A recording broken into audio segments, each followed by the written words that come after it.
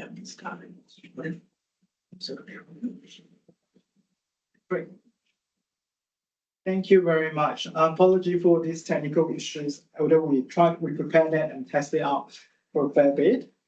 So before I begin, I would like to acknowledge the traditional owners of the lands where we are is the Wurundjeri Woi-wurrung people of the Kulin Nations, who are the traditional owners of the land, on which we're meeting from today, and pay my respect to the elders past and present, and those who are emerging. I extend my respect to the Aboriginal and Torres Strait Islander people who are present today as well.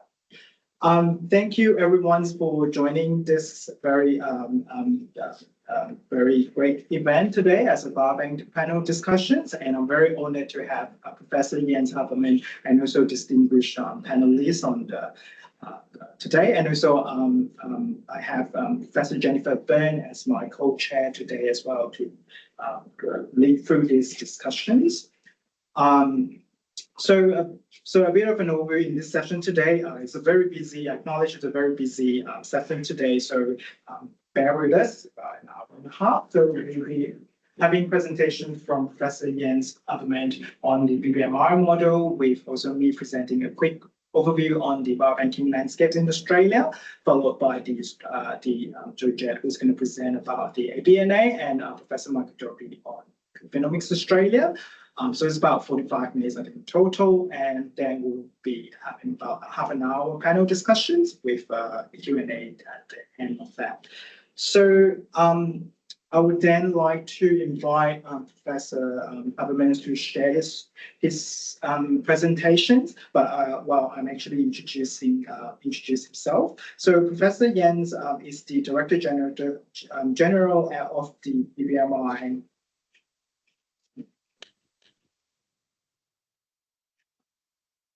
Jens, are you able to share your screen? Yes, happy to do so. So should come up in a second.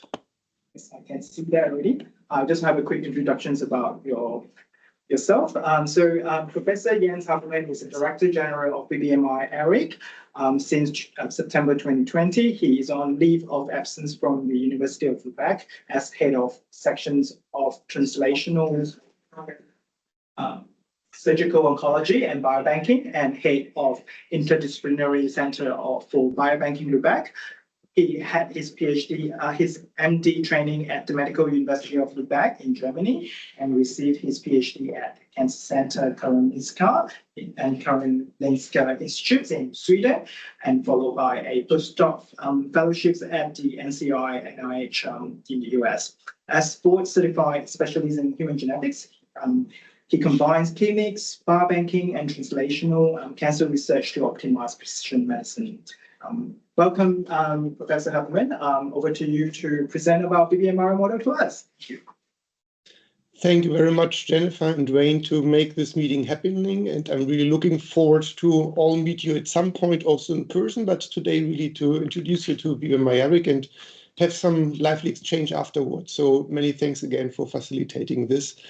BBMRI-ERIC, the European Research Infrastructure for Biobanking and Biomolecular Resources in Health and Life Sciences. What is this actually? And I would like to start with the last part of the name of the ERIC. And just trying to move on my presentation, now it works. So ERIC really stands for European Research Infrastructure Consortium, and while the name might imply it is a project, it is not. It's really an infrastructure set up by the European Commission and maintained by the European member states as a European legal framework to allow cross-border research. It basically mandates such a research infrastructure consortium to enable science in the respective fields. And an overview given here is that in 2011, the first ERIC was established, basically acknowledged by the European Commission. And today there are 28 different ERICs, so they all focus on very different aspects of research. And they have an average of 12 member countries. And with BBMRI-ERIC having 20 member states and 5 observers, you can envision that we're not one of the earliest to have been established, but also by member states, almost one of the largest ones. And you can see here that all the 28 ERICs are distinguished in different research areas like energy, physical science, social and cultural innovation, health and food and environment.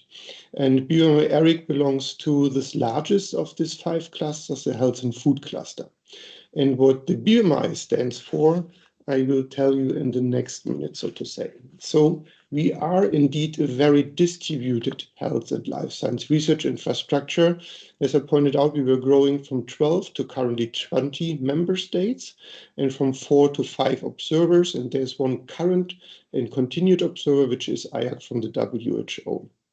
So very important is to understand that it's not individual institutions or individual scientists who sign up for a member of BBMRI-ERIC, but it's indeed the governments. And here it's either the Research Education Ministry or the Health Ministry or Technology or Industry Ministry in most instances. But what you can see here is the landscape of Europe, so to say, with the different countries. And the little orange dots denote individual biobanks of our network. And they are connected through a national node. And through that national node, all the almost 400 biobanks are connected on the international level. So on the scientific background, the backbone are really the 400 biobanks with their affiliated partners at the universities and university hospitals. It's the 24 national nodes plus IAC. It's the one headquarter, which is located in Graz in Austria. And we have 3 biotech expert centers and then expert groups. And I will come back to this in our wider landscape and community. Now, looking into the biobanking, which is, of course, to the core and the heart of our activities, there are different types of biobanks, from healthcare integrated over population-based human biomonitoring and environmental biobanks. And by far the most biobank types in our network are currently the healthcare integrated population-based biobanks. But there are also other types like plant diversity and domestic and wildlife.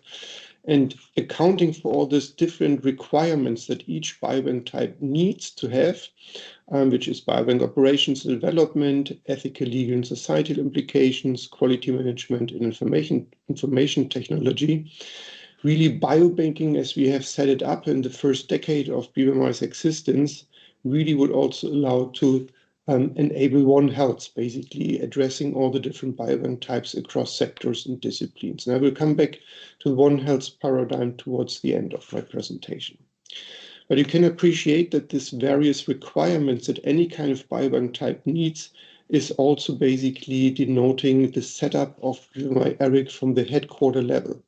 So we have here different departments. There are 4 scientific affairs, which are reflecting then biobank development, which is represented by Saba. She's also on the call this morning. Information technology, and Petra is on the call. And he will also attend the ICRI conference in 2 weeks it is, I think now, or 1 week. Then the quality management, Andrea Wutte is also here on the call, and then ethical, legal, and societal implications, in short, ELSI. On the central services and functions, we have public affairs, and the head is of this department is Jana, also present here. We have outreach, education, communications, and finance and project management. And overarching all these activities in the headquarters, but also in the wider infrastructure, are managed then by the central office. So this is the overarching structure of departments which try to align and coordinate all the activities in the wider network across the biobanks, expert groups, task forces, the national nodes, and with the ministries. And to go a little bit more in detail, you see this here. So, for instance, on the ELSI, we have a knowledge base, a help desk network, ethics checks. We work on the code of conduct for health research. Then on the biobank development, on the other side, we are very closely connected to the biobanks, obviously, and the cohorts, the expert centers, the national nodes, but also the universities and hospitals leadership. Then the quality management ensures that we also there have a knowledge hub. We have auditing processes. We account for quality assurance. And here, ELSI and QM and biobank development work very closely together with the IT. And I will not go into detail here. You see there are a lot of tasks that need to be tackled by IT. And this then generates together our overarching access pipeline. I'll come back to this later. And then through public affairs, we account for our industry collaborations, collaborations with scientific societies, also host our patient and public pillar, and target EU and global affairs, and are very closely linked to our member states and strategic partners. And centrally, then overarching, more supported is it by finance and project management and outreach, education, communications. And we are quite proud that growing out of our quality management team, thanks to Andrea, we have formalized our training into our BBMRI-ERIC Academy, and part of it has become our Europe Biobank Congress, which takes place annually. Now, looking at the most, I would say, prominent type of biobank types we have in our networks, the hospital-integrated one, it's very clear that through this type, we specifically advance and implement personalized medicine with the patient in the center. And in the beginning of our existence, probably the sampling has been in the focus, but nowadays we also have the data very much in the focus together with the samples.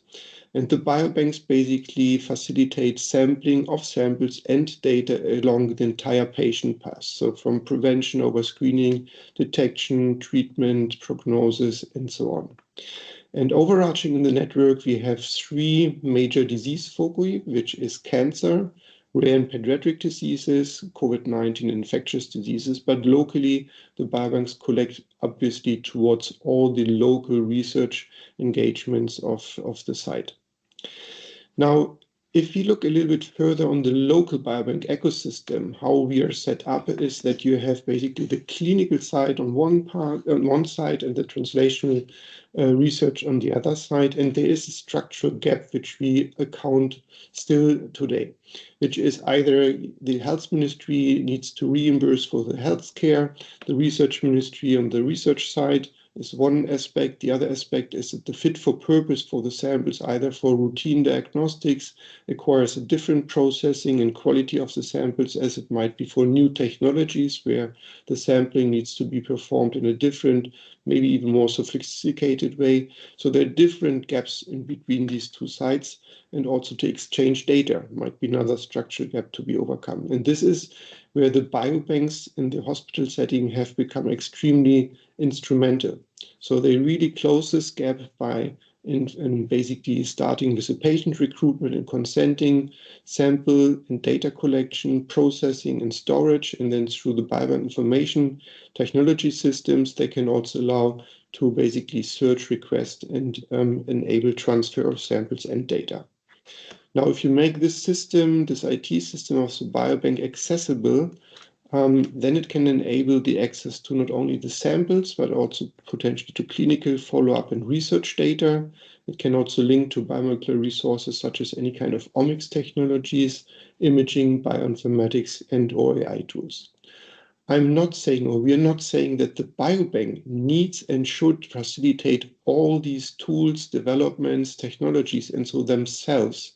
But we see the biobank as a central entry point for scientists to get access to it, and that can be through collaboration partners. And on the European level, here on this side locally, but nationally and internationally, we work also with other research infrastructures to enable this access to all these different aspects of life science research.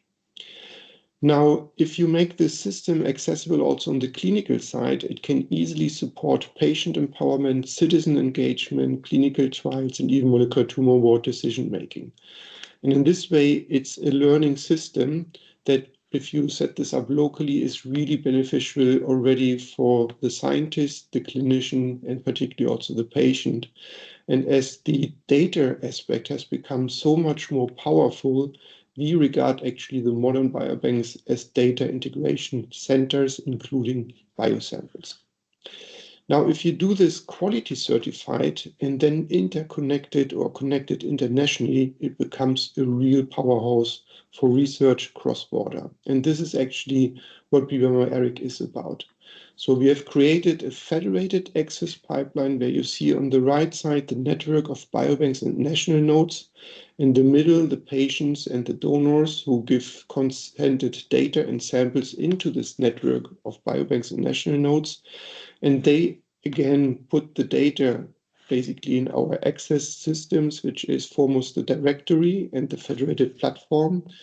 And here you can appreciate that the directory is the largest biobank catalog worldwide, with now reflecting over 400 biobanks, with about 4.5 million patients across 32 countries. And the federated platform has been just launched almost a year ago and already features over 450,000 donors with 2,000 genomes across 10 European countries, and this is continuously expanded, both directory and federated platform.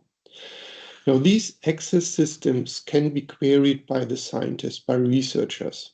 And if they find something of interest, they can automatically send their request, what they're in need of or looking for, through our negotiator tool to the individual biobanks and get in contact with the individual biobanks to align on exchange of samples, data, and/or services. So in the best case, it comes to an agreement, it comes to data, sample, and/or service delivery. And in the end, the policy of BBMRI-ERIC with the biobank network really foresees that the research results are coming back, both first to the network of biobanks and national nodes, so foremost to the biobank who has basically handed out the samples or data or services, but also in some instances, for instance, molecular tumor boards, it can improve also the therapy guidance for the patients in molecular tumor boards. Now you might wonder what basically kind of data we capture. And this is here shown on the left side. So we have started from the very beginning to identify minimum information about biobank data sharing. So parameters that should be harmonized across the VIA infrastructure. And these capture about 8,000 OMOP variables of clinical phenotype data with biochemical measurements, about 10 terabyte of whole slide or radiology imaging data, omics data, for instance, is 200,000 genomes, but there are also proteomics and metabolomics data included. We link to national registries and connecting with, for instance, survival data. And there might be other and expanding other data types, for instance, surveys or patient-provided data, which I think become more and more important. Now we support this access pipeline, even so it's quite intuitive already, but for the first time somebody uses this, it might be overwhelming. So we have, of course, an authentication, authorization infrastructure according to this entire setup. We have an BBMRI Access help desk for those ones who might be lost in the very beginning, as it is overwhelming. We also have an LC help desk coming with it to guide basically on setting up and getting approval of the science projects. And through the BBMRI Academy, we have training around LC, IT, QM, biobank development, but also specific topics in and around health and life science research developments and outreach and engagement. So overarching, this has become extremely powerful. It has matured over our existence. And end of last year, we just celebrated our 10th anniversary and are looking now in the next decade. So in order to do so, I would just like to highlight a few incentives, what this setup has become so powerful and used for. And looking at the European landscape, at least, we can, with some pride, also say that we are even structuring Europe through relevant EU initiatives as being now a matured research infrastructure consortium. So first of all, with our focus on cancer, we are providing substantial support on the cancer mission, Beating Cancer Plan. We are, for instance, coordinating one project, which I will highlight a little bit later. We're also involved in the pandemic preparedness initiatives from the European Commission with supporting specific initiatives here and projects, but also our BBMRI directory is open globally for any biobank that hosts either infectious diseases or COVID-19 samples, or also rare diseases. And this brings me to the European partnerships in Horizon Europe, where we're currently the only research infrastructure supporting the personalized medicine partnership. But the rare disease partnership has just launched October this year, and where we're also participating. We're also coordinating the ERIC forum, which brings together all the 28 ERICs I highlighted in the beginning of my presentation. And we're running the constant secretariat for all these 28 ERICs. And also have been leading the strategy board of the life science of the health and life science cluster. We're also substantially supporting the setup of the European Open Science Cloud, in short EOS, through different projects. We have been the pioneer on the European Health Data Space set up, and we are also engaged in public-private partnerships with industry partners. So overarching, very structuring Europe through many different initiatives, where our federated setup with all the expertise across our scientific core domains is basically visible and brought to the table.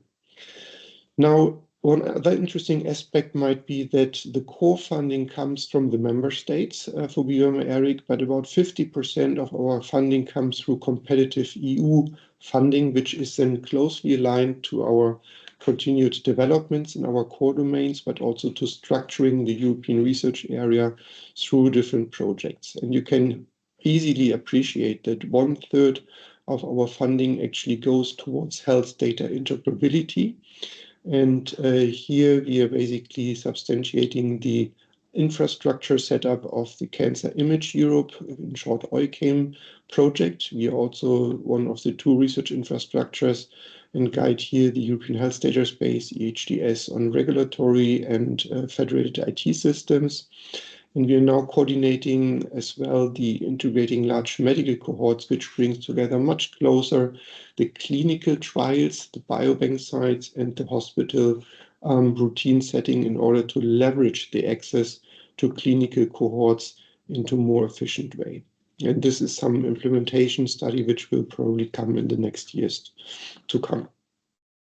Now, on the other side, we have also the providing research services, and this is what I would like to highlight, where we are coordinating CanSurf in order to provide cutting-edge cancer research services across Europe. And Evolve BBMRI-ERIC is a funding which is solely for BBMRI-ERIC, and this has brought us to the next decade of BBMRI Access System, where we develop together a roadmap with infrastructure, and this will be the last part of my presentation.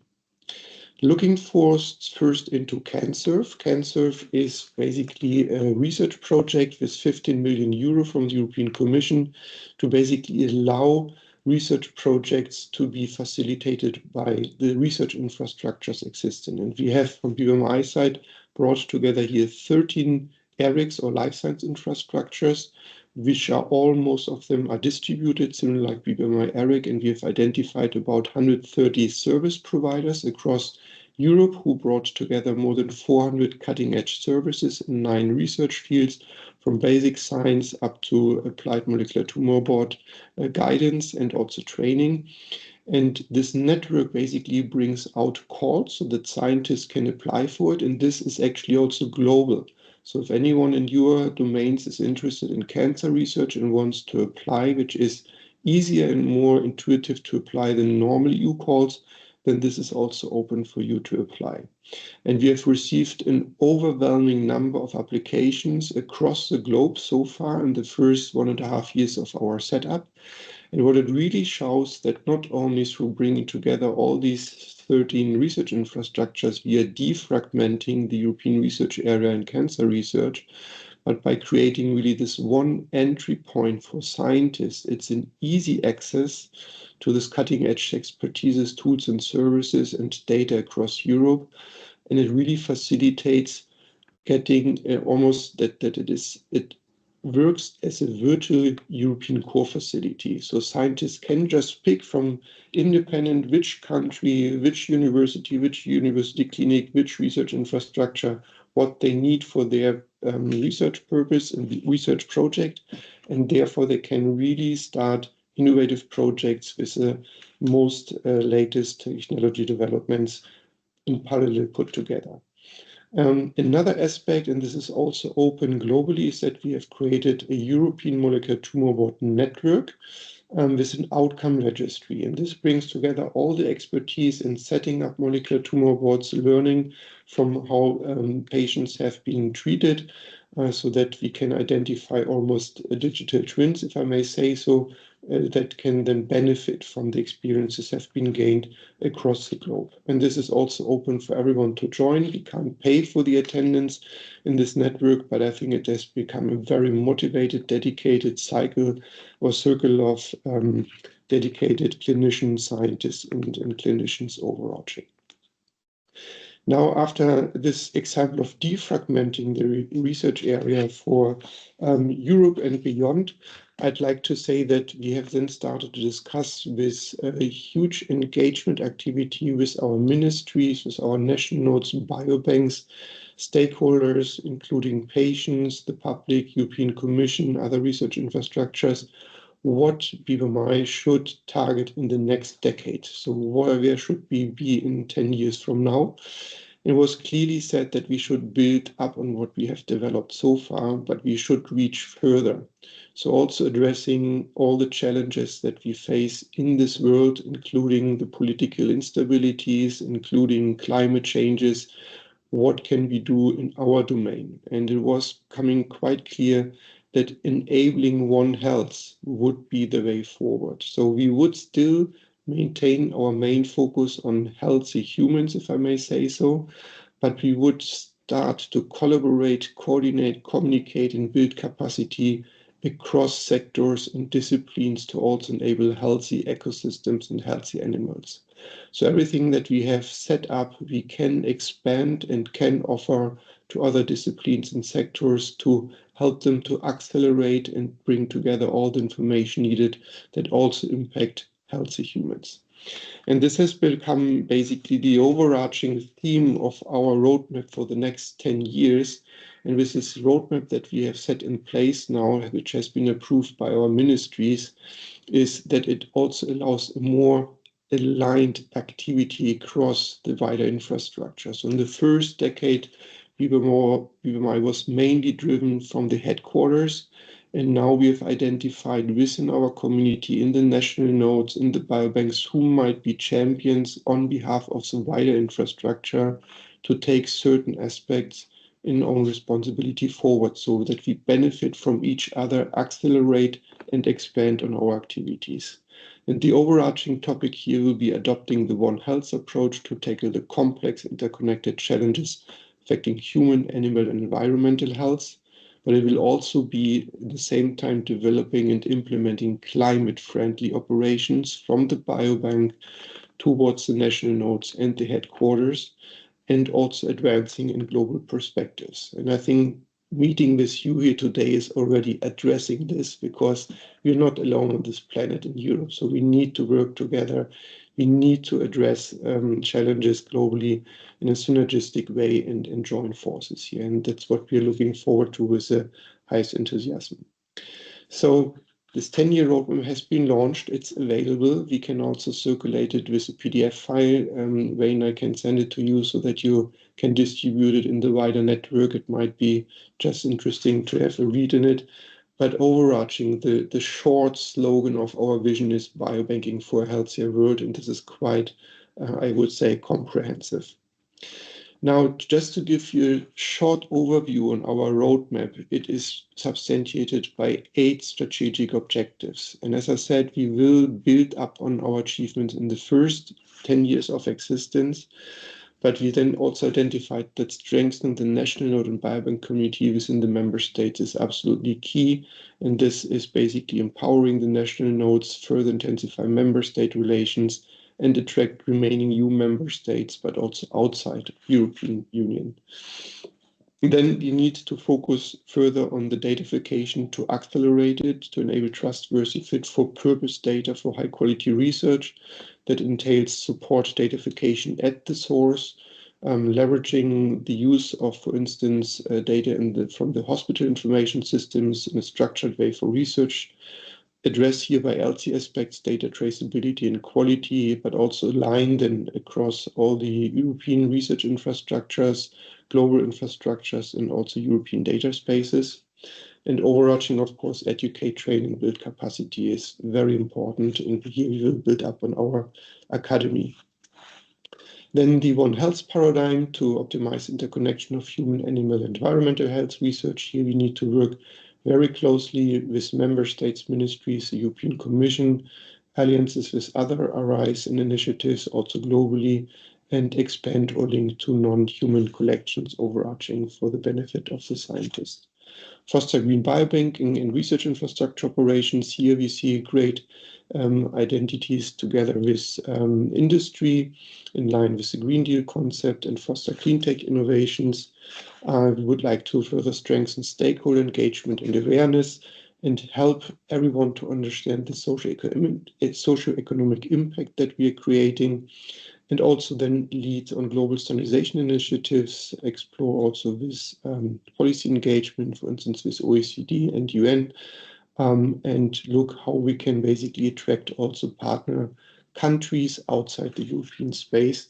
And this is already possible right now. And we could come back to this in more detail later. And overarching, this will lead to secure the infrastructural scalability, sustainability, and service excellence overarching.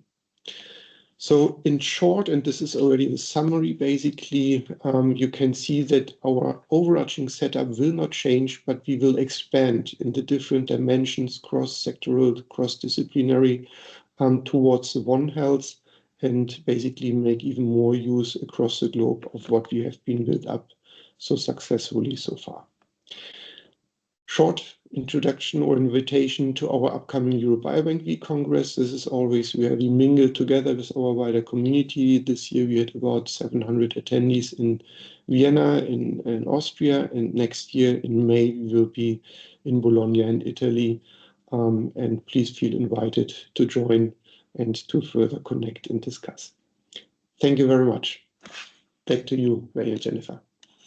Thanks, Jens. I think this has been a very inspiring talk that we learned on that whole frameworks being established, and as that was established 10 years ago.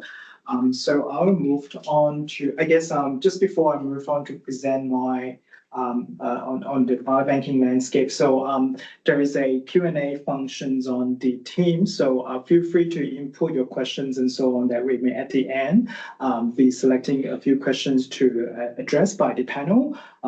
Or if not, then we will try to sort of do it offline to relay those questions. But feel free to input your questions, everyone. Thank you. I'll then move on to have a quick presentations on the landscape of the biobanking in Australia. And so again, this is a very brief overview that I got from everyone. Sorry.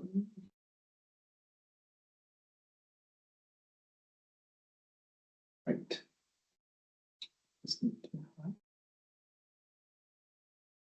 Yeah, I'm trying to do that. And this is by no means because I only have 10 minutes, so it's a very brief introduction so that we can share some idea. And also, this is actually contributed by the rest of the panelists from the Australian, so into this quick talk. I would also like to declare my conflict of interest that I am also the director at large for IPR regions of the East Bay as well. So. So to start with, I guess we always have that question: how many biobanks we have in Australia? And sort of I asked the panel to provide me, and then this is about the size. And there are some data that's not available through either Dr. Google or we just don't have the connection. It's quite similar to what the BBMI members, so about 300 to 400 in total. And also, I think most panel expressed that this is probably an underestimated figure as well, which we have more. Thank you. And this is a few of the sort of a locator or quite basic registries that we have at the moment in Australia. So people could find it either interstates or across the states. And also there are some prize that have more detailed specimens.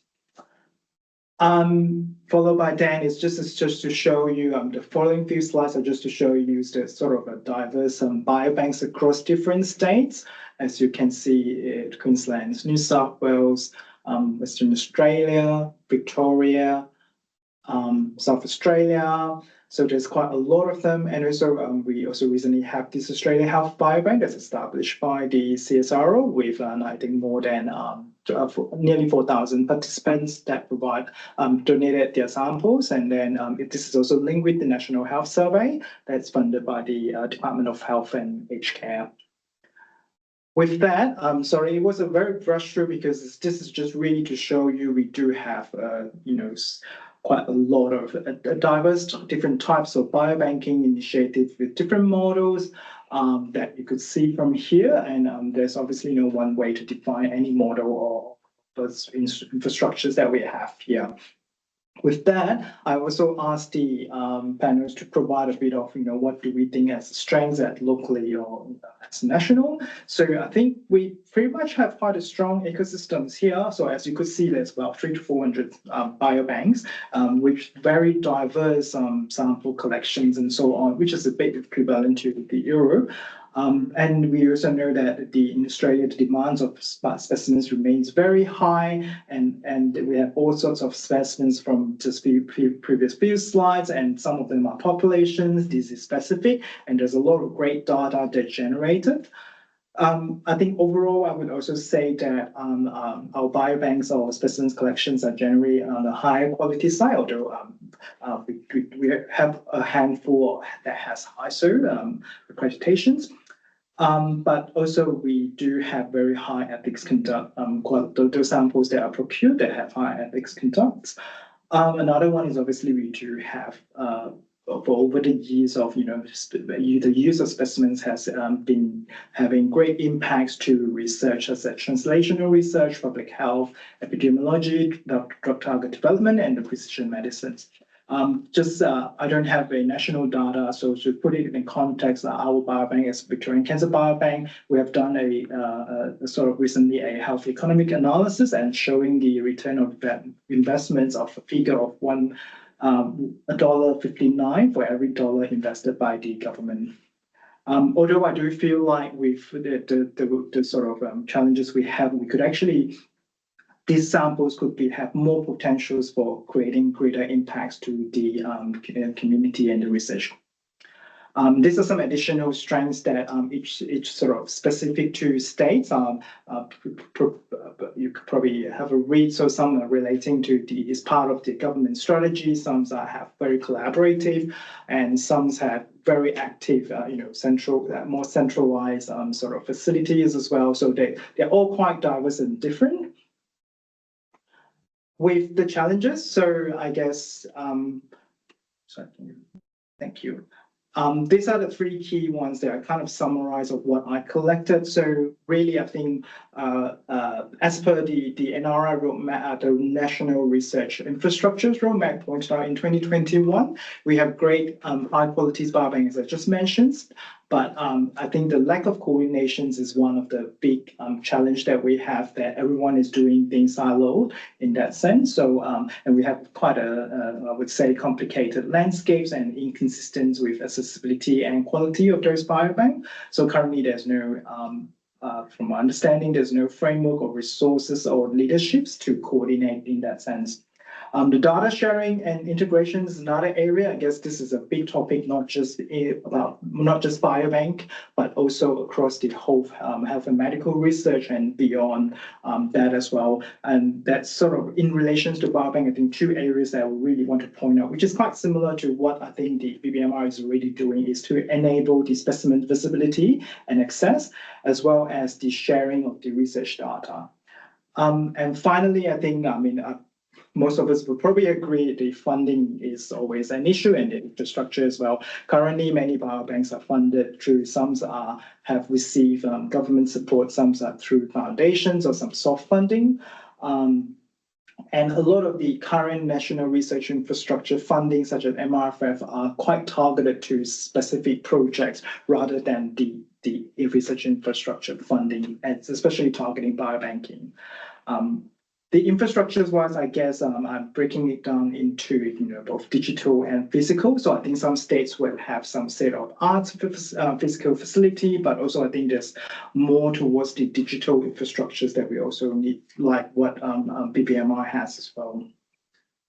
A few opportunities here that sort of I summarize. I think there's no question that we have a strong needs of a national framework and infrastructures with obviously associated investment.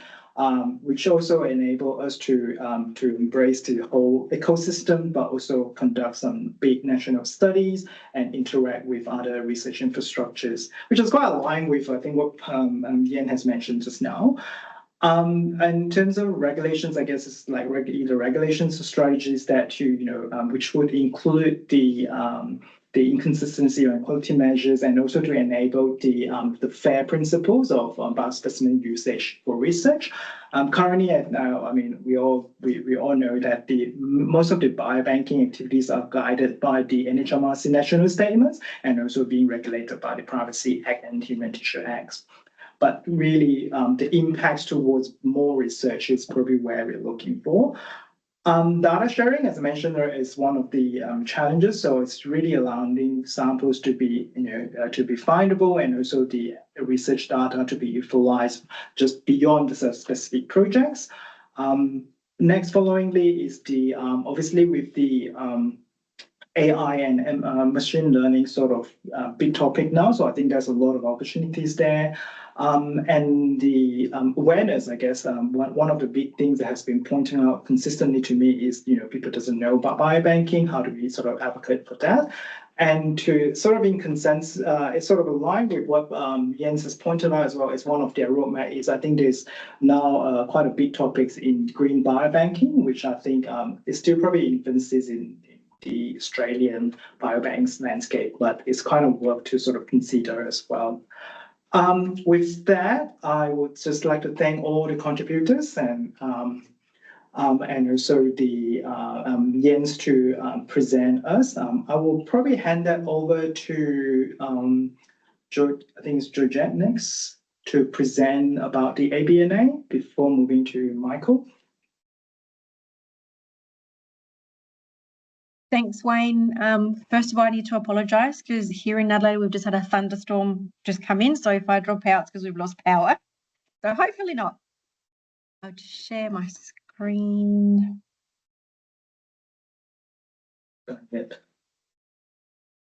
Beautiful. Are you all able to see that? Yes, we can. Excellent. Thank you. So thank you, Wayne, for the opportunity, and Jenny for me to discuss what ABNA does and what we do. So I'm Georgette. I'm the current president of ABNA, and I'm also the senior manager of the Adelaide Biobank. So I'll just start briefly to describe who ABNA is. So we are the Australasian Biospecimen Network Association, and we are the lead professional network and organisation or body that supports biobanking and biospecimen science across not only Australia, but also New Zealand and more recently the Pacific, which is actually quite exciting.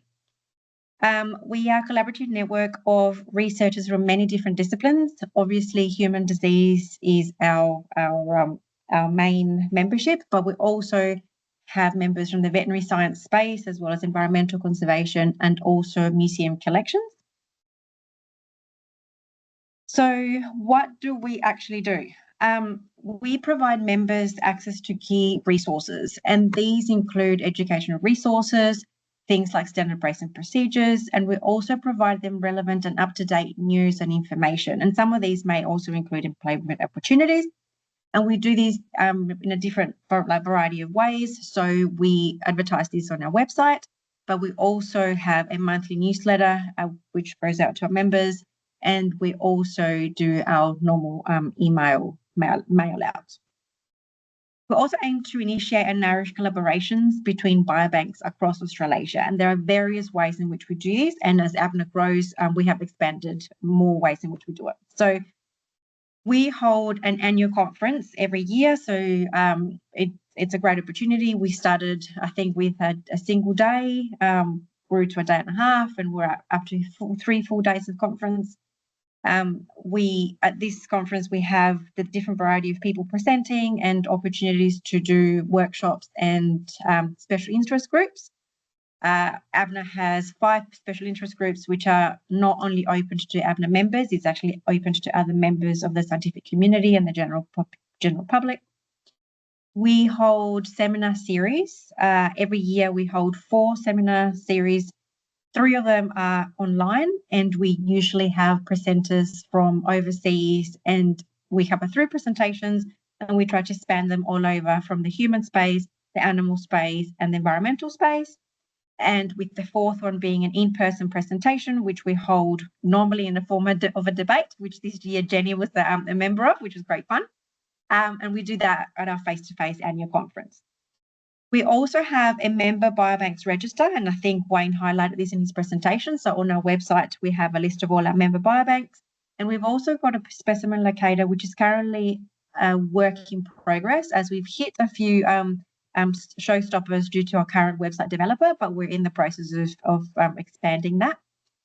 And the other way that we nourish the collaborations is by advocacy and representation. So what a lot of us do when we go to different conferences, we promote ABNA. We try to let people know what ABNA does, and we have been able to attract a lot of members via that way.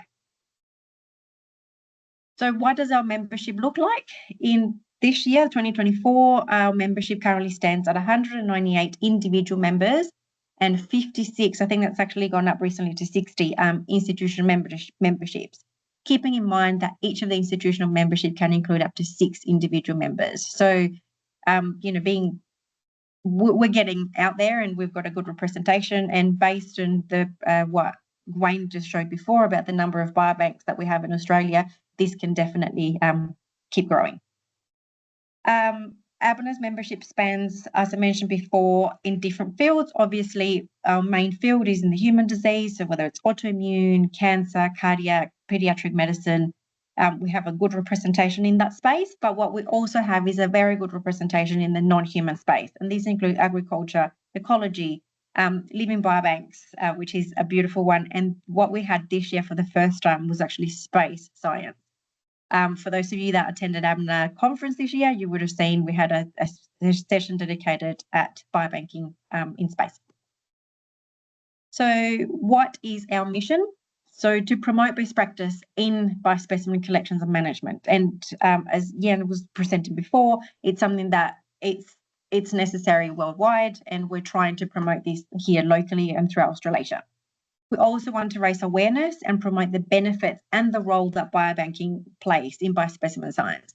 The number of times that we reach out to speakers to present at ABNA without realising that their work they do or the collections they have means that they are actually a biobank, or what their input would be to research because of their collection is amazing. We work closely with funding bodies as well as government and researchers, and where we have the opportunity, we also reach out to the general community.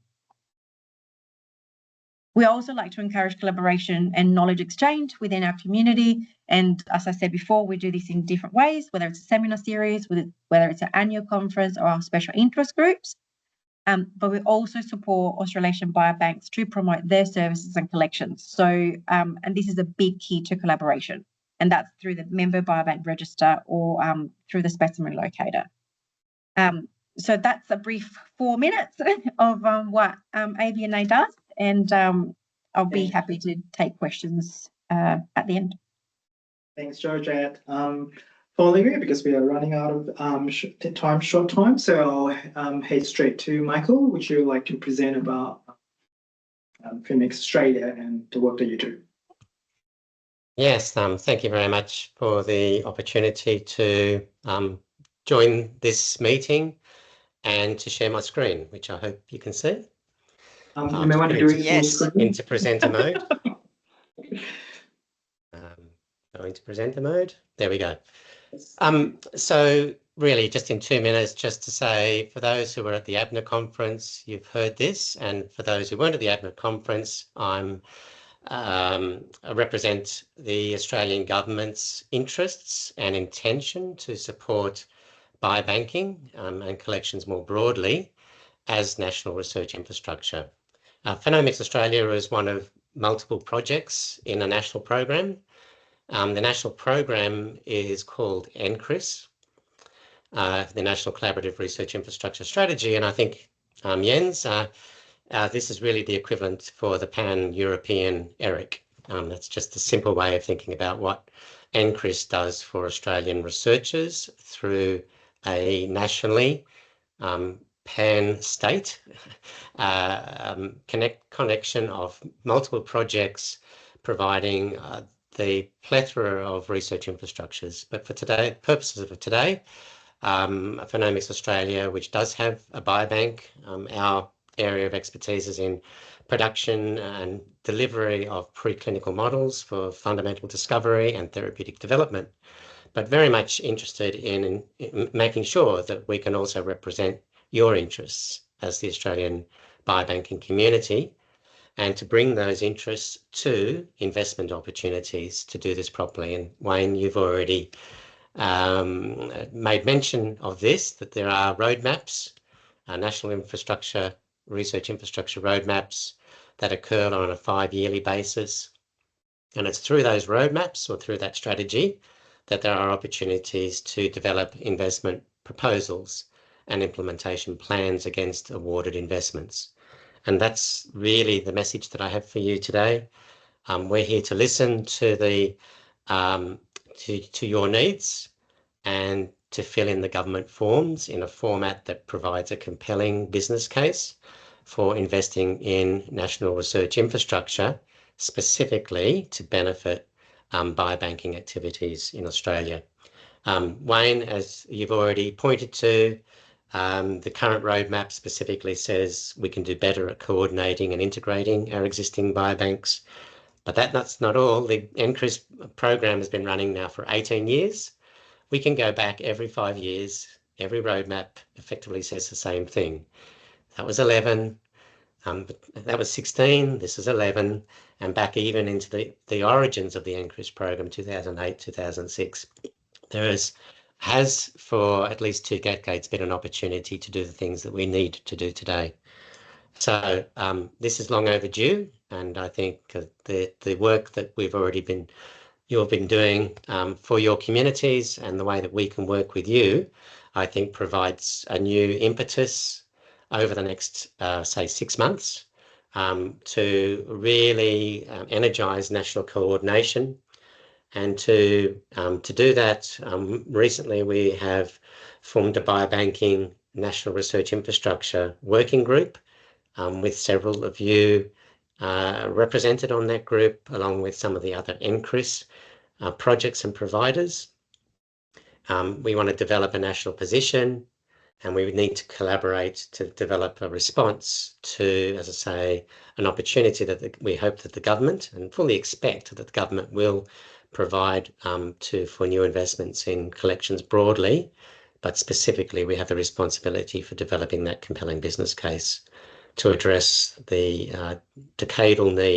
multi-decadal need for doing biobanking in a much more coordinated way nationally. And in fact, not just nationally, I think having Jens and other international providers, infrastructure developers and providers here, I think really that there are not only opportunities for learning from the way things are done internationally, but perhaps even coordinating some of activities for mutual benefit.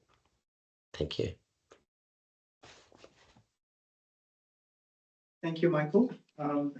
Very short and great, and it's kind of good to really see that things are really moving. As you just show how many roadmaps are there that already have that. So I'll probably have that as part of the panel discussions on how do we sort of have that work together. Can I invite all the panelists to sort of show your face and turn on your microphone or what to start having this panel discussion. So we have about 25 minutes, maybe 30 minutes, depending. So unlikely we'll be having a Q&A because of the time short, but feel free to send your Q&A, your questions to us, and then we can address it offline, or if we pick some of the questions that may be helping with the panel discussions. So do we have all the panelists online already? Yes, I can see Sherman. I can't see everybody though. I also can't see myself, which is not a problem, but I'm not sure. How are we going? We have Jens, we have Jürgen. Ah, good. Teams it's a constant mystery, isn't it? Well, that's like my initial part. So. Anyway. Alrighty. Well, Wayne, let's start the discussion. Would you, let's see, I think we were going to possibly take advantage of Jens being here to ask him some questions. And I might jump in. I think, Wayne, you were going to ask this question, but I think I'll do it. Jens, we've heard a very impressive description of, you know, the long history of BBMRI-ERIC, and I think some of us are familiar, you know, with the collaboration and what it has achieved. Having heard from you and understanding more about the 10-year strategy that you're proposing, what kind of advice would you give to us who are looking to institute a very similar form of collaborative infrastructure here in Australia to support biobanking? I guess what do you see as some of the similarities and differences between our landscapes? Well, I think, first of all, many thanks for this really interesting presentations that gave us, I think, me and my colleagues at BiobanksERIC, good insights on what you are doing. And I think what I would like to share here is that I have the feeling that we all understand the same challenges in biobanking and biological resources, personalized medicine, and so on. So I think this is a good basis to start from, because we all have similar experiences. We have maybe reached different ways. One maybe advanced more here, the other one more there. And I think this is within your network the case, probably, different biobanks having reached different levels. And it's the same case within BBMRI-ERIC. And I think this is actually already my answer, because we can only learn from each other and benefit from each other. So I think there is no need that some groups need to develop what is already out there, right? So I think also in terms of the resources that we also all face, that the funding is never enough for each of us and also together. I think that is also part of our roadmap, where we said, well, we need to look in more who championizing for the others so that they benefit and distribute the workload and spending the budget that we might receive in a very cost efficient and wise way. So in short and summary, I think we should join forces so that we can learn from what you have been bringing together. You can learn from what we have been putting together, and just exchange and build up on the basis that is there wherever, and also have then those biobanks who might need a little bit more support to develop towards connecting to access tools for visibility, awareness, help them, so to say, that strengthens the entire infrastructure globally, so to say, in terms of biobanking. And let's face it, I mean, the challenges that we try to address in healthcare, outside healthcare, environment, they are global. They're not confined to individual states, regions, and so on. So I think biobanking is probably the best tool to cross-border, cross-sectors, disciplines enable that. And I think using synergies here is extremely important. And if I may say so very blunt and open, thinking out loud here. So the member states that have been joining BBMRI-ERIC early on in their development in the Biobank National Network, they benefited the most in joining early, while others have waited quite long time to get to a certain level themselves. And it took them much more effort and resources. And then still you have the alignment process afterwards to basically build the interfaces, harmonize, standardize, data integration, etc., etc. So I think starting at earliest possible way to work together on common standards, harmonization, quality aspects, ISO standards, whatever. I think this is key here. So I would really look into how we can best closely work together and benefit from each other. Thank you, Jens. I think that's a very, what you said there about joining early and benefiting more, I think that aligns with, I've got some experience of networking biobanks in Australia, and I've seen the same thing. I think you're very right that by joining something from the ground, you can benefit immediately. And I think that's wise advice. I still can only see Sherman. I can't see anybody else, but I'm sure I'm sure everyone's here. I guess before Yes. we turn to the questions to all the other panels, I guess I have follow-up questions on that joining early. I guess what, from your experience, Jens, what's one thing or maybe two that you see of all the resources you built as the BBMRI, what would be the top most useful tools for your ecosystems to be actually wanting to join there early, that they get benefits or they get most of it? Wayne, this is not so easy to say, because I think from my understanding, biobanking is complex.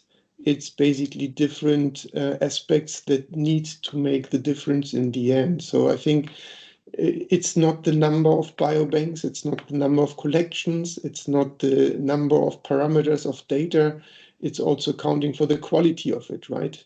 But if you have high quality samples, high quality data, and nobody knows about it, and there's no awareness about it, it also doesn't help.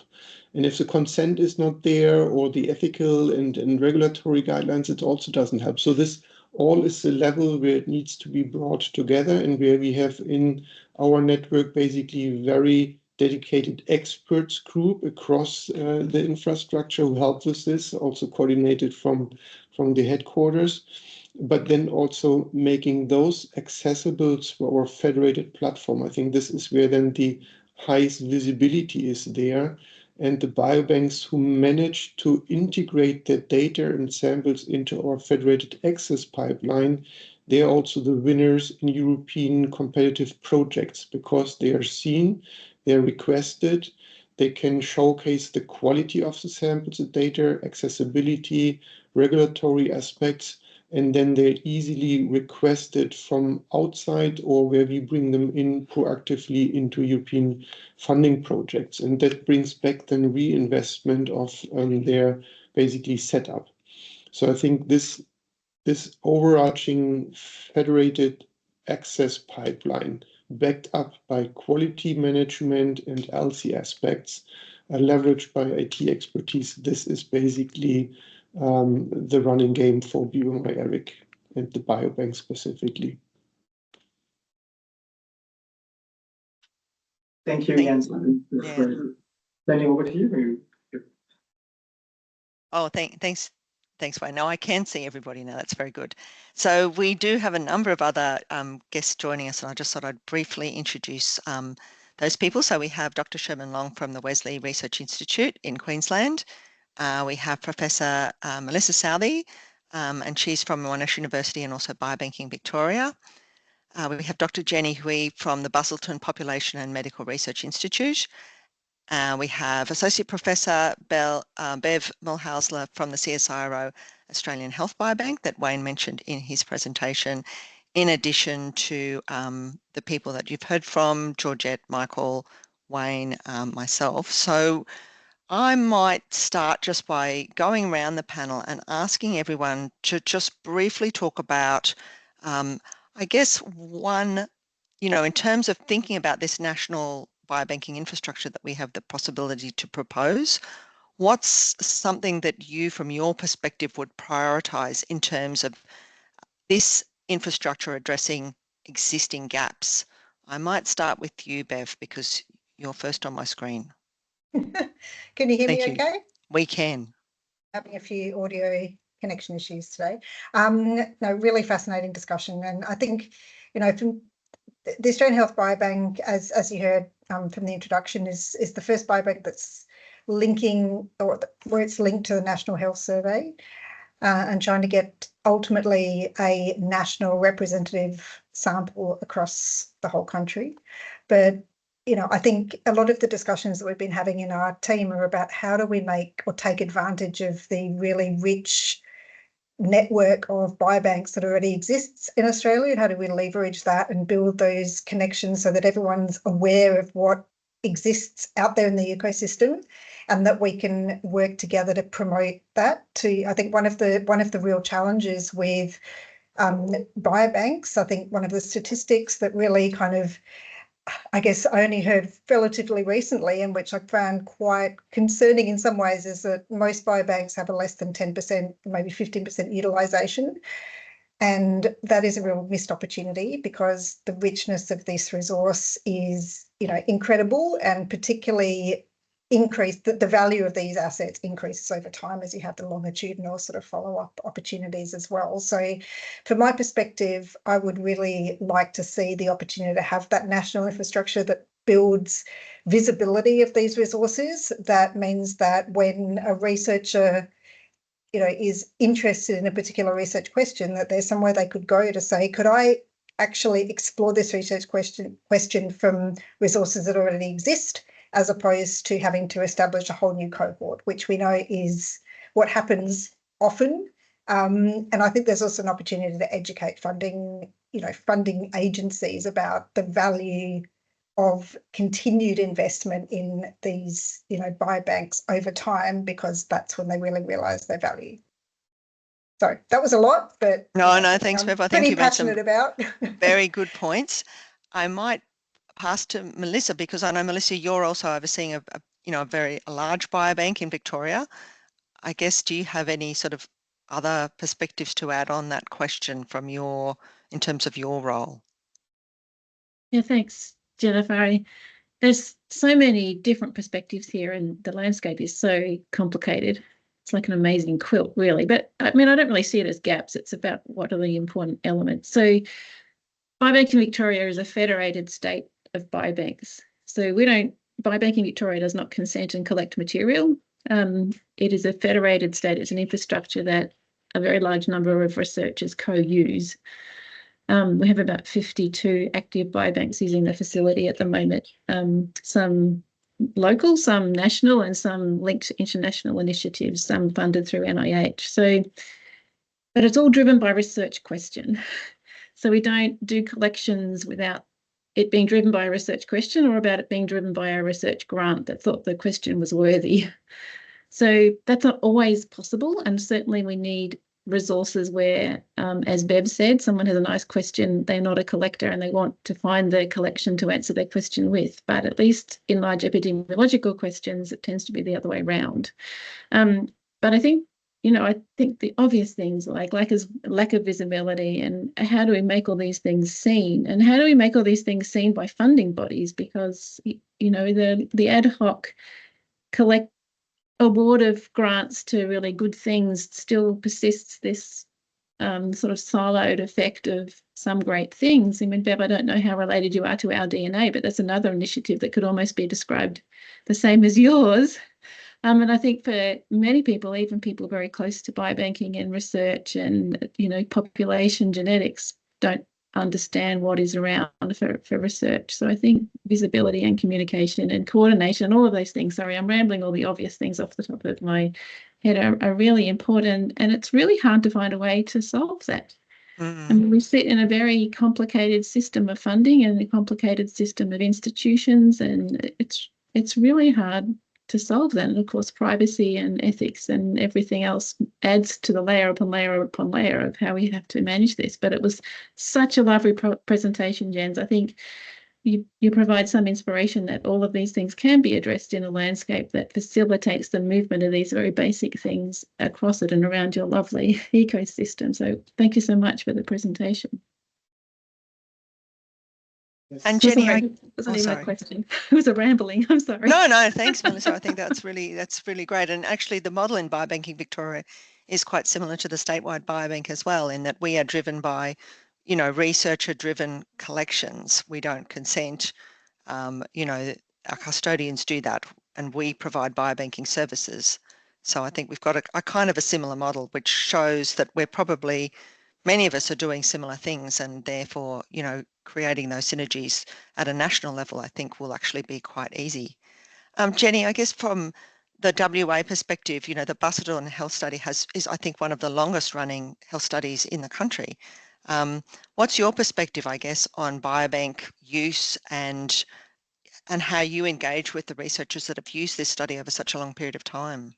Yeah, so first of all, I just want to sort of echo what Beth has said. I think visibility, and Melissa as well, visibility is, it's a very important issue, because speaking from a personal experience, 20 years ago when I was trying to, get some samples to do my PhD, I didn't even know, even though Busselton, has been around, for 40 or 30, 40 years back then.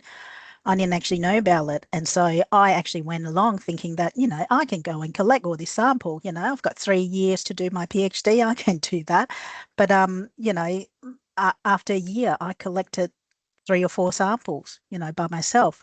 And and it was then, you know, after speaking to, you know, multiple other people, then I realized that the samples that I, been wanting to use, they're sitting there, you know, at the Busselton Biobank. They're there all along. I didn't have to do that. So I think, like, you know, we can't sort of, like, you know, people can't actually use the sample if they don't actually know that they existed. So I think, like, you know, visibility, it's, you know, one of the main issue. And, you know, as some of you might know, like, you know, we did actually have a whole roundtable discussion at the recent ABNA meeting about visibility, not just from the perspective of the user, but also in terms of, you know, funding agency as well. Like, you know, why would they want to actually fund something that's actually not being used or being utilized? You know, there's no return on investment if, you know, you just go and collect your samples and, you know, they just get stored. So. Yep, thank you. And I guess, Sherman, from the perspective of someone who's working in a medical research institute, how do you sort of see what you're doing locally being leveraged through a national initiative? Yeah, absolutely. Thank you, Jenny, and thank you, Wayne, Jen, and all the speakers before. Very, very exciting format today. And I really resonate with what you said, Jen's, about learning from the pre-existing body of knowledge and not having to reinvent. I think where we can, being able to lean on the work that's already been done by yourself and others around the world is a fantastic idea. I really do second all the comments about visibility and being able to know what's out there. The reason being, if we don't know what's out there and if we don't know what they do, we can't improve it. So if you can measure something, you can always look to make the measurements better. But until you measure it, it's quite hard to, you know what the quality is, know what the use rate is, know what the collection rate is. So I think my main need and desire, playing my small part in this initiative, hopefully, is to be able to see and understand what is out there. And in Queensland, there's certainly a lot of biobanks which are academically led and very fantastically driven research questions that they help address. But knowing what's out there, knowing how much they're used, knowing the quality and the circumstances surrounding the biobanks, I think would certainly go a long way. So in Queensland, we're very eager, and I'm hoping that Wesley can be a small part of that too.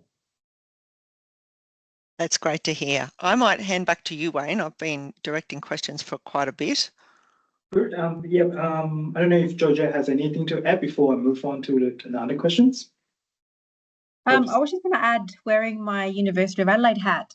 So the University of Adelaide Biobank is a researcher-led biobank. So we've got over 64 collections stored within our facilities, and they are all to answer particular questions. And something that Bev and Melissa both said before, the visibility of it is absolutely crucial. So we've recently moved to a new management system to make sure that our samples are visible to our researchers. As Melissa's comment, we don't own the samples, so we don't own we don't do anything to do with consent to ethics. But what we do try to work as is like a broker. So our researchers will reach out and say, I need a piece of liver tissue looking at this. Hey, if any of your researchers done that? And since we've been able to, link our researchers together, our usage of the biobank has increased from 5% to 20%. So clearly making the samples visible in some way or another makes a big difference. Thanks, Georgette. Thank you. So I guess I have the next questions. I'm jumping straight to the most topical topics, I guess. It's about the AI technologies that everyone, the conferences that I went for the past few times in this year has been talking about AI, I guess, especially with maybe Jens also mentions about AI in technology in his presentations. Would be good to get maybe a perspective from you on what is the next few years' time. Do you see AI, employing AI in biobanking and obviously a wider research community as well, and maybe followed by one or two of our panel as well to address that. Jens, over to you. Yeah, thank you, Wayne. Of course, our AI specialist is Petra here, but I might just start it, and either he might chip in or he will exchange with you at ICRI further. I think AI will have several, let's say, aspects in biobanking. I think, first of all, it's might be interesting for you to understand that we have quite a lively AI community within BBMRI-ERIC, which is using or applying and evaluating AI in terms of analyzing images, whole slide images from pathology or from radiology, in order to support and guide basically diagnostics and in the clinical setting in pathology and radiology. I think this is one aspect. The second aspect is that BBMRI-ERIC has been increasingly requested for providing whole slide images or even basically clinical data, even basically clinical charts for exploring AI possibilities in extracting data, refining diagnostics, but also extracting structured data from unstructured patient records, so to say. And for this purpose, we have specifically a cohort which hasn't been built up for that purpose, but coincidentally can be used. So we have not only the federated system that I explained to you, but we also host certain cohorts centrally, not the samples, but the data. So we have a cohort of about 10,000 colorectal cancer patients, which was built up by a EU project called ADOPT. And this is a very rich tool for AI to be tested, explored, and used. Either the slides themselves, whole slide images, or up to the molecular data which have been gathered around these 10,000 cases. So this is another aspect where we provide basically charts and images for testing AI machine learning to structure data.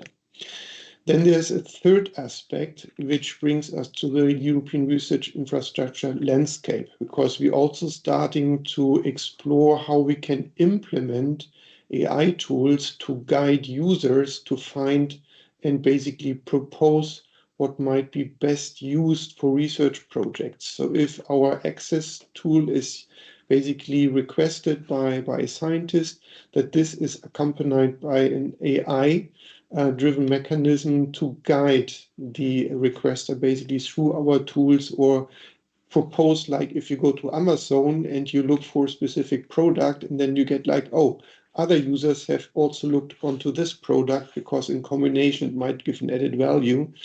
And this is something we're looking with other research infrastructures, if we can basically create more synergies across infrastructure, similar like as we did now hands-on with the CanSurf project, where the users can see now all the service portfolio in cancer research, that this is leveraged by AI. And these are at least three aspects, I think, where this can be quite important for biobanking. And I think specifically on extracting from clinical or hospital information systems the data, the phenotype data from the patients in a structured way and make them accessible for research purpose. This is some things where some aspect where I believe we have first proof that machine learning can help here substantially to leverage this. And this might be facilitating and leveraging the biobank capacities enormous in the next future. So AI is a hot topic in our domain and will be also becoming a very specific topic of the next Europe Biobank Week Congress in Bologna in May. Thank you, Jens. I guess I will. I think it's quite aligned with what we're trying to find out. Yeah, what the AI is doing, and quite a lot of that. I guess I will turn to our Australian NCRIS initiative. So, Michael, do you have anything to add in regards to the plans in NCRIS regarding AI? Yeah, look, we consider biobanks as they truly are, which is the physical entity and then the digital entities. Of course, the primacy is with the physical, but the usability is enabled through the digital reality. And that can be interrogated, of course, through AI, as Jens has very eloquently described.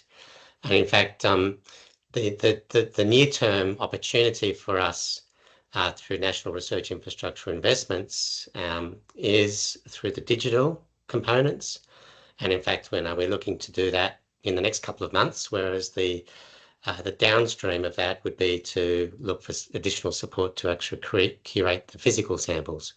So basically, the near-term investments is not only about those discoverability tools to increase visibility, but as Jens said, to really to make the most of the fact that the research infrastructures are an ecosystem, and there are not only other national assets in terms of physical capabilities, but those capabilities could provide new and interesting ways to not only find samples, but to analyze samples. And then even more interestingly, as you generate data, additional data that becomes is annotated to those samples over time, that you can interrogate that data and you create layers of data. And it's those connectivity, and I think really starts to speak to the One Health. So we can connect health data to environmental data, agricultural data. We can actually start to look at the multiple contributors to health and disease into the future, but only on, at the moment, on well-structured data and physical samples.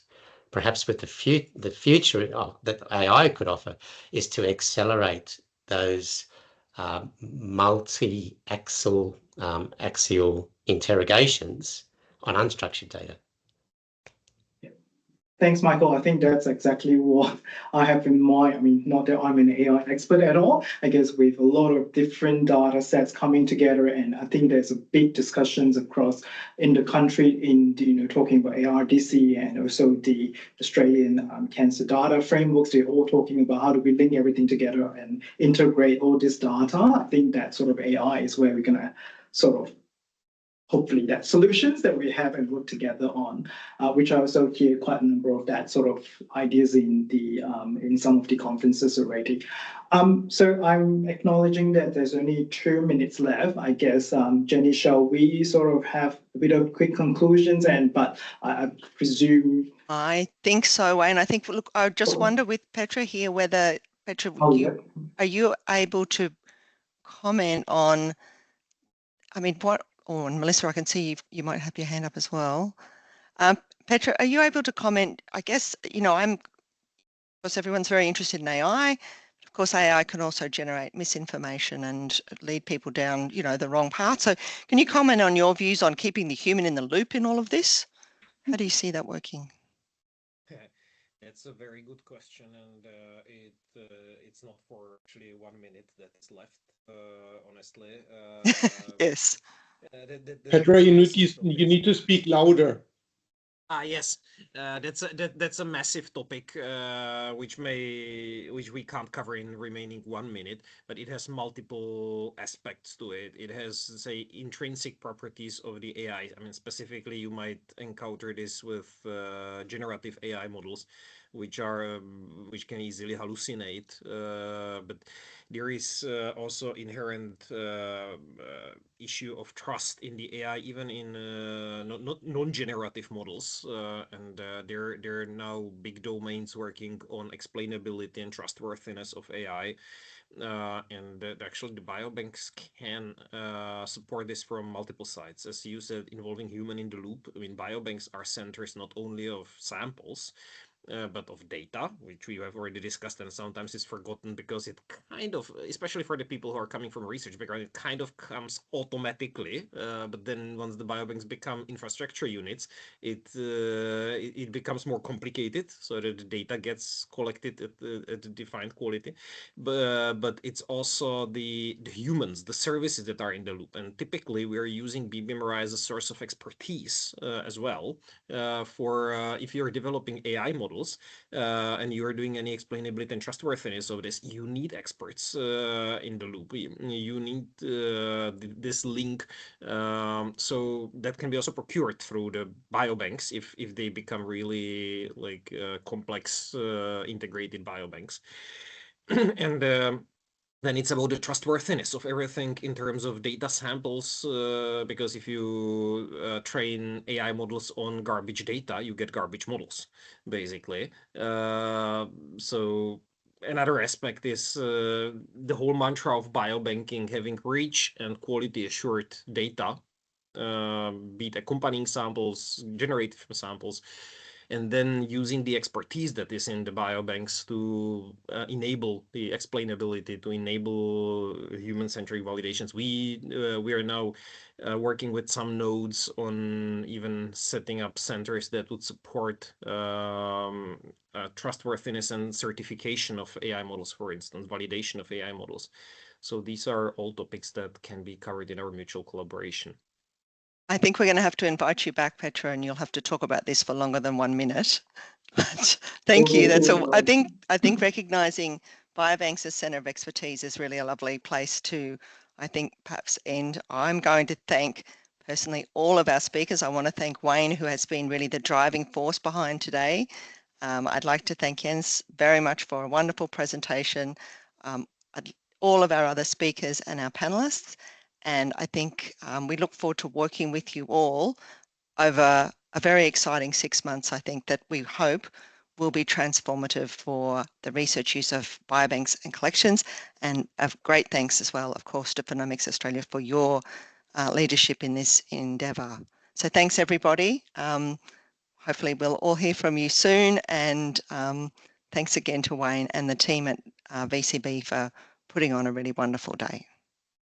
Thanks, everyone. I would say, Thank you, I'm not everyone. gonna, oh yeah, Jens, I'm not gonna repeat, but thank you, everyone, and Jens. We'll continue this conversation then, especially with the Phenomics Australia and Jenny. All right, thanks, everyone. If there's further questions, feel free to shoot that email to us, and we'll try to address that. Yes. All right. Thanks all the panel as well. Thank you.